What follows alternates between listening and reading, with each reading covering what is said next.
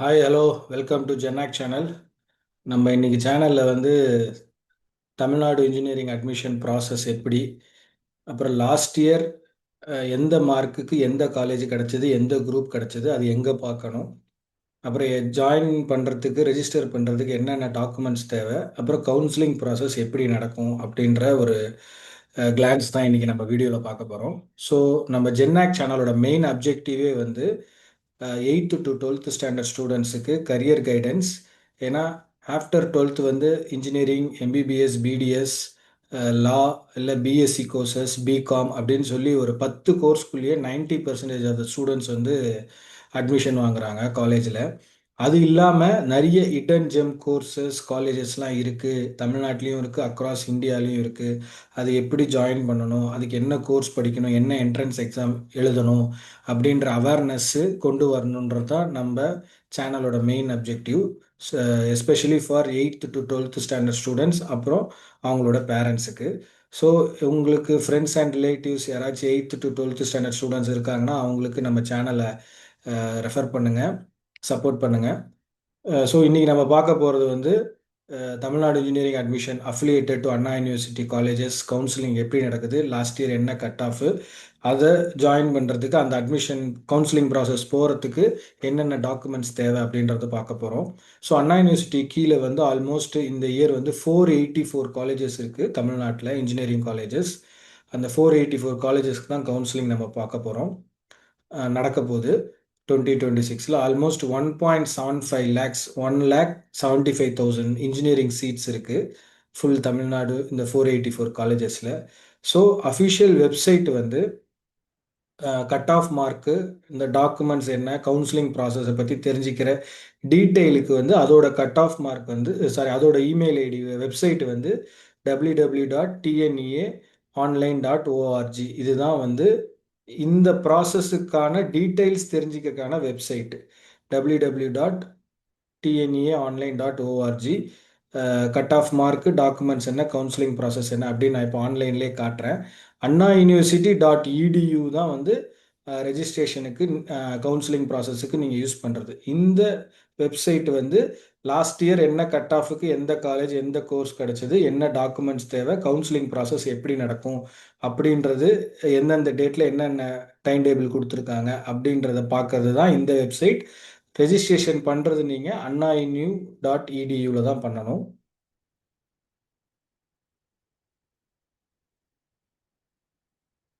So அண்ணா TNEA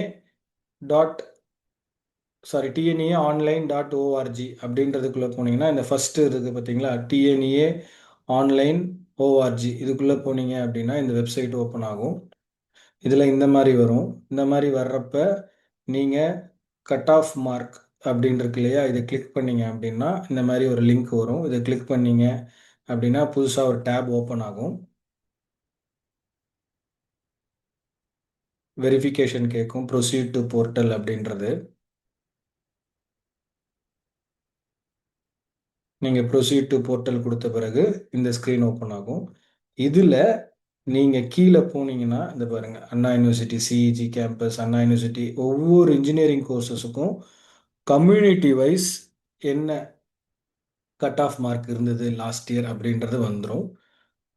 எல்லாமே all 484 காலேஜஸ்க்குமே இது இருக்குது. பிரான்ச் வைஸ் இருக்குது,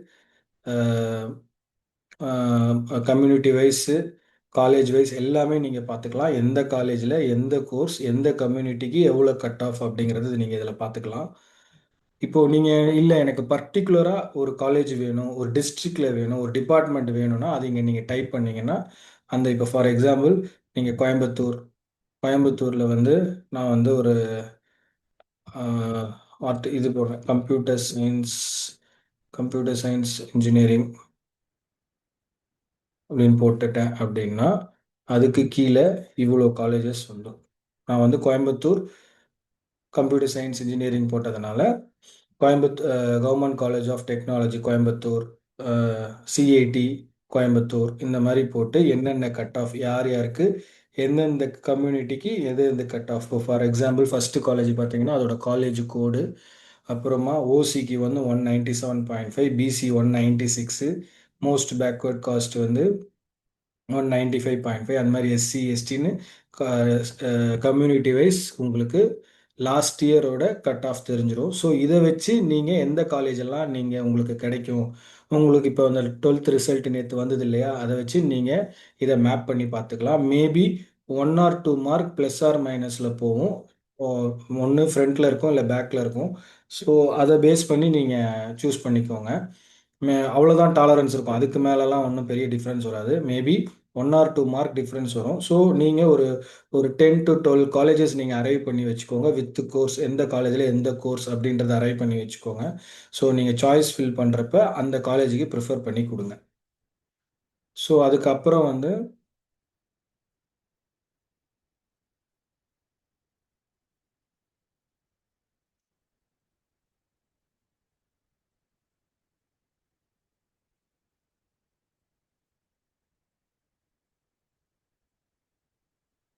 இதில் ரெக்வயர்ட் டாக்குமெண்ட்ஸ் இதில் போய் நீங்கள் திரும்ப ரெக்வயர்ட் டாக்குமெண்ட்ஸ் பார்த்தீங்கன்னா, name of the candidate, email ID, phone number, community certificate, special reservation இருந்தால் ex service man, sports man, அப்புறமா டிஃப்ரெண்ட்லி டிசேபிள்டு இதெல்லாம் இருந்தால் அந்த சர்டிஃபிகேட் கொடுக்கணும். போனோஃபைட் சர்டிஃபிகேட் ஃப்ரம் ஸ்கூலு, அப்புறம் நீங்கள் ரெஜிஸ்ட்ரேஷன் ஃபீஸு அது வந்து ஆன்லைன்லேயே பே பண்ணிடுவீங்க. ஆதார் கார்டு, பேரண்ட்ஸோட இன்கம்மு, ஸ்கூல் டீட்டெயில்ஸ் வந்து நீங்கள் 8th to 12th தமிழ்நாட்டில் படிச்சிருந்தீங்கன்னா நேட்டிவிட்டி சர்டிஃபிகேட் அப்ளை பண்ண தேவையில்ல. நீங்கள் தமிழ்நாடுல படிக்காமல் அதர் ஸ்டேட்டில் படிச்சிருந்தீங்கன்னா கண்டிப்பாக எந்த ஊரில் படிச்சீங்களோ எந்த ஸ்டேட்டில் படிச்சீங்களோ அங்கேருந்து நீங்கள் நேட்டிவிட்டி சர்டிஃபிகேட் வேணும்.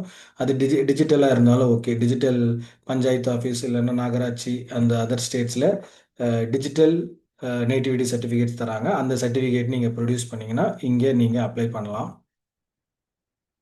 ஸோ அதுக்கு அடுத்து வந்து ப்ரொசீஜர், டிஎன்ஏ ப்ரொசீஜர் வந்து நம்ம பார்த்தோம்னா,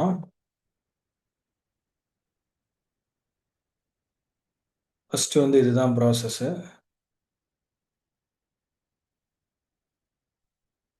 ஃபஸ்ட்டு நீங்கள் வந்து டிஎன்இஏ ஆன்லைன் ஓஆர்ஜி அதில் வந்து அப்ளிகேஷன் ஃபார்ம் நீங்கள் ஃபில் பண்ணி உங்களோட சர்டிஃபிகேட்ஸ் எல்லாமே அப்லோட் பண்ணணும். டாக்குமெண்ட்ஸு 10th 12th எல்லாமே பண்ணணும். அதுக்கப்புறம் உங்களுக்கு ரேண்டம் நம்பர் அலாட்மெண்ட் ஆகும். ரேண்டம் நம்பர் அலாட்மெண்ட் ஆன பிறகு அந்த நம்பர் வச்சு தான் நீங்கள் எல்லாமே பார்ப்பீங்க. ஸோ அது வந்து டிஎஃப்சி தமிழ்நாடு டிஎஃப்சின்னு சொல்லுவாங்க. அவங்க வந்து வெரிஃபை பண்ணுவாங்க. அவங்க வந்து உங்களோட டாக்குமெண்ட்ஸு கம்யூனிட்டிஸு பேஸ்ட் ஆன் உங்களோட marks cut off mark community அதை பேஸ் பண்ணி ரேங்க் லிஸ்ட்டு உங்களுக்கு பப்ளிஷ் ஆகும்.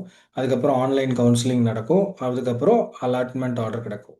அலாட்மெண்ட் ஆர்டர் அட்மிஷன் ப்ராசஸ் எல்லாமே நடக்கும். ஸோ நீங்கள் ஃபஸ்ட்டு உங்களோட அப்ளிகேஷன் ப்ராசஸ் பண்ணணும். அப்ளிகேஷன் ப்ராசஸில் உங்கள் டாக்குமெண்ட்ஸ்லாம் அப்லோட் பண்ணிவிட்டு ஃபுல் டீட்டெயில்ஸ் கொடுத்தோன்னா உங்களுக்கு ரேண்டம் நம்பர் வரும். ரேண்டம் நம்பர் வந்தோன்னா அதை டிஎஃப்சி அப்படின்றவங்க சர்டிஃபிகேட் பண்ணுவாங்க. அதை க்ராஸ் வெரிஃபை பண்ணிவிட்டு எல்லாம் ஓகே அப்படின்னா எல்லாமே முடிஞ்ச பிறகு எல்லாத்தையும் செக் பண்ணிவிட்டு ரேங்க் லிஸ்ட் பப்ளிஷ் பண்ணுவாங்க. அப்புறம் ஆன்லைன் கவுன்சிலிங் நடக்கும். அதுக்கப்புறம் அலாட்மெண்ட் வரும். இங்கே வந்து கவுன்சிலிங் வந்து almost 3 to 5 rounds every year நடந்துக்கிட்டு இருக்கு. ஸோ இதுதான் வந்து ப்ராசஸ்ஸு. இதில் மொத்தம் 6 கேட்டகரிஸ் இருக்குது. நீங்கள் ஆன்லைனில் இந்த ப்ராசஸ் பார்த்தீங்கன்னா 6 கேட்டகரிஸ் டோட்டலாக இருக்குது. ஃபஸ்ட்டு கேட்டகரி வந்து அக்செப்ட் அண்ட் ஜாயின். உங்களுக்கு நீங்கள் வந்து சாய்ஸ் ஃபில்லிங் பண்ணுறீங்க. சாய்ஸ் ஃபில்லிங் பண்ணுறப்ப நீங்கள் எவ்வளோ காலேஜ் வேணால் எவ்வளோ கோர்ஸ் வேணால் நீங்கள் அப்ளை பண்ணலாம். இப்போ கோயம்புத்தூரில் பிஎஸ்ஜி காலேஜில் மெக்கானிக்கல், சென்னையில் வந்து வெங்கடேஸ்வரா காலேஜில் ஆட்டோமொபைல், அப்புறம் ராஜலட்சுமியில் கம்ப்யூட்டர் சயின்ஸு, அப்புறம் சாய்ராமில் கம்ப்யூட்டர் சயின்ஸ், இல்லை எல்லா காலேஜ்லேயும் ஒரு குரூப் ஒரே குரூப்பை எல்லா காலேஜ்லையுமே அப்ளை பண்ணலாம். ஒரே காலேஜில் நிறைய குரூப்பும் அப்ளை பண்ணலாம். It's depends on you. ஒவ்வொரு 1 to 1 வேரி ஆகும்.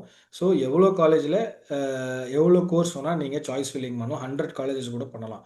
பட் அது ஜஸ்ட் எக்ஸாம்பிளுக்கு சொல்கிறேன். நீங்கள் ஒரு 10 to 12 காலேஜ் ஐடென்டிஃபை பண்ணி அந்த காலேஜோட ரெப்யூட்டேஷன்ஸு பிளேஸ்மெண்ட்ஸு இதெல்லாம் பார்த்துட்டு நீங்கள் சாய்ஸ் ஃபில்லிங் பண்ணுங்கள். ஸோ நீங்கள் சாய்ஸ் ஃபில்லிங் பண்ண உடனே உங்களுக்கு நீங்கள் கேட்ட காலேஜ் கேட்ட கோர்ஸ் வந்துருச்சுன்னா உங்களுக்கு okay I am okay with it அப்படின்னா first option accept and join. First option. Second option வந்து அக்செப்ட் அண்ட் அப்வர்ட். அக்செப்ட்னா நீங்கள் உங்களுக்கு கிடைச்சிருக்க காலேஜை நான் அக்செப்ட் பண்ணிக்கிறேன். The seat is allotted for you. எனக்கு அது ஓகே. பட் இதுல ஏதாவது கொஞ்சம் பெட்டரா கிடைக்குமா? கொஞ்சம் எனக்கு இந்த காலேஜ் எல்லாம் பெட்டரா இருந்தா நல்லா இருக்கும். இப்போ ஒரு காலேஜ்ல எனக்கு ஈசி கிடைச்சிருச்சு. ஆனா அந்த காலேஜ்ல எனக்கு கம்ப்யூட்டர் சயின்ஸ் கிடைச்சா நல்லா இருக்கும். அப்படி இல்லைன்னா ஒரு காலேஜ்ல எனக்கு கம்ப்யூட்டர் சயின்ஸ் கிடைச்சிருக்கு. பட் அதை விட இன்னும் பெட்டரான காலேஜ்ல கம்ப்யூட்டர் சயின்ஸ் கிடைக்குமா அப்படின்னு நீங்க செக் பண்ண சொல்றீங்க. பட் நீ உங்களுக்கு அலாட் ஆன சீட்டு அது கண்டிப்பாக அலர்ட் ஆயிடுச்சு. ஸோ சிஸ்டம் என்ன பண்ணுன்னா போயிட்டு சர்ச் பண்ணிட்டு யாராச்சும் வேண்டான்னு சொல்லியிருந்தாங்க அப்படின்னா உங்களுக்கு அதை விட பெட்டர் ஆப்ஷன்ஸ் உங்களுக்கு வர வாய்ப்பு இருக்கு. வந்தால் நீங்கள் எது வேணும்னு சூஸ் பண்ணிக்கலாம். நீங்கள் உங்களுக்கு ஆல்ரெடி அலாட் ஆயிருக்க ஒரு சீட் இருக்கு. பெட்டர் ஆப்ஷன்ஸ் வந்தால் நீங்கள் எது வேணும்னு சூஸ் பண்ணிக்கலாம். இல்லை எல்லாமே ஃபில்டு எதுவும் பெட்டர் ஆப்ஷன்ஸ் இல்லை அப்படின்னா நீங்கள் உங்களுக்கு அலாட் ஆன சாய்ஸ் கண்டிப்பாக இருக்கும், ஃபைனலாக இருக்கும். அதுதான் வந்து அக்செப்ட் அண்ட் அப்வர்ட். மூணாவது வந்து டிக்ளைன் அண்ட் அப்வர்ட். எனக்கு இந்த சீட்டு கண்டிப்பாக வேண்டாம். செகண்டுக்கும் தேர்டுக்கு என்ன டிஃப்ரென்ஸ்னா, செகண்ட் வந்து நான் அக்செப்ட் பண்ணிக்கிறேன், இந்த சீட்டை நான் வச்சுக்கிறேன், எனக்கு இந்த சீட் இருக்கட்டும், பட் ஏதாவது பெட்டராக கிடைக்குதான்னு பாருங்க அப்படின்னு சொல்கிறது தான் செகண்ட். தேர்டு வந்து எனக்கு இந்த சீட்டே வேண்டாம், எனக்கு பெட்டராக கிடைக்குதா பாருங்க அப்படின்னு சொல்லுவாங்க. இந்த ஆப்ஷனில் என்ன நினைக்கும்னா உங்களுக்கு சீட் அலாட்மெண்ட் கிடையாது, அஹ், எந்த சீட்டுமே கிடையாது. பட் பெட்டராக இருக்கான்னு செக் பண்ணி உங்களுக்கு பெட்டராக ஏதாவது இருந்தால் த்ரோ பண்ணும். அப்படி இல்லை பெட்டராக இல்லை, எல்லாமே முடிஞ்சு போச்சு அப்படின்னா ஆட்டோமேட்டிக்காக நெக்ஸ்ட் ரவுண்டு கொண்டு போயிடும் உங்களை. ஸோ ஃபஸ்ட்டுக்கும் செகண்டுக்கும் தேர்டுக்கும் என்ன வித்தியாசம்னா நீங்கள் உங்களுக்கு சீட்டு வந்து அலாட் ஆயிடுச்சு, நீங்கள் சேஃபர் சைடில் இருக்கீங்க, சீட் அலாட் ஆயிடுச்சு. ஆனால் இதை விட பெட்டராக இருக்கான்னு செக் பண்ண சொல்கிறீங்க. தேர்ட் ஸ்டெப் டிக்ளைன்ட் அண்ட் அப்வர்டில் வந்து சீட்டே வேணான்னு சொல்லிட்டீங்க, அவங்க கொடுத்த சீட்டே வேணாம், எனக்கு பெஸ்ட்டாக பெட்டராக ஏதாவது இருக்கா பாருன்னு சொல்லியிருக்கீங்க.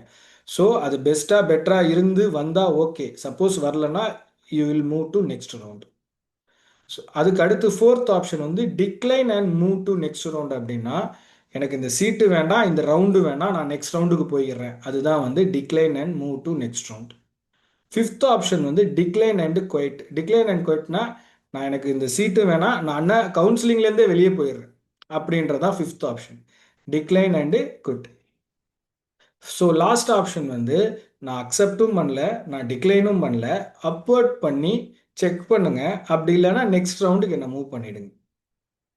லாஸ்ட் ஆப்ஷன் வந்து upward and move to next round வந்து நான் அக்செப்டும் பண்ணல, நான் டிக்ளைனும் பண்ணல, பெட்டராக இருக்கான்னு செக் பண்ணுங்க அந்த ரவுண்டில், அப்படி இல்லைன்னா நான் நெக்ஸ்ட் ரவுண்டுக்கு மூவ் பண்ணிடுங்க. நீங்கள் இதில் கவுன்சிலிங் ப்ராசஸ்க்குள்ளே இருப்பீங்க, கவுன்சிலிங்லேருந்து எக்ஸிட் ஆக மாட்டீங்க.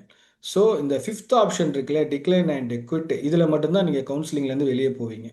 ஸோ நான் திரும்ப ஒரு வாட்டி எக்ஸ்பிளைன் பண்ணுறேன். அக்செப்ட் அண்ட் ஜாயின் அப்படின்னா உங்களுக்கு நீங்கள் ஃபில் பண்ண சாய்ஸ் ஃபில்லிங் பண்ண சீட்டு காலேஜ் உங்களுக்கு கிடைச்சிடுச்சு, யூ ஆர் சாட்டிஸ்ஃபைட் அப்படின்னா நீங்கள் அக்செப்ட் பண்ணிவிட்டு காலேஜ் ஜாயின் பண்ணிடுறேன்னு சொல்லிடுங்க, உங்களுக்கு அலாட்மெண்ட் சீட்டு வந்துடும். ரெண்டாவது வந்து அக்செப்ட் அண்ட் அப்வர்ட். நீங்கள் உங்களுக்கு கிடைச்ச காலேஜை வந்து அலாட்மெண்ட் ஓகே, பட் இதை விட எதாவது பெட்டராக இருக்கான்னு செக் பண்ணுங்க அப்படின்னு சொல்லி நீங்கள் சொல்கிறீங்க கவுன்சிலிங் ப்ராசஸ் கிட்ட. ஸோ அது செக் பண்ணி வந்து ரெண்டு விஷயம் நடக்கும். ஒன்று இதை விட பெட்டராக கொடுக்கும், நீங்கள் ரெண்டுத்தில் ஏதாவது ஒன்று பெஸ்ட்டாக சூஸ் பண்ணிக்கலாம். இல்லை ஒன்றுமே வரல இதுதான் அப்படின்னா நீங்கள் உங்களுக்கு அலாட் ஆனதை சூஸ் பண்ணிட்டு போகலாம். தேர்டு டிக்ளைன் அண்ட் அப்வர்ட்னா எனக்கு நீங்கள் அண்ணா யூனிவர்சிட்டி கொடுத்த கவுன்சிலிங் சீட் எனக்கு வேண்டாம், ஏதாவது பெட்டராக இருக்கான்னு செக் பண்ணு அப்படின்னு சொல்லுவீங்க. இதில் ரெண்டு விஷயம் நடக்கும்.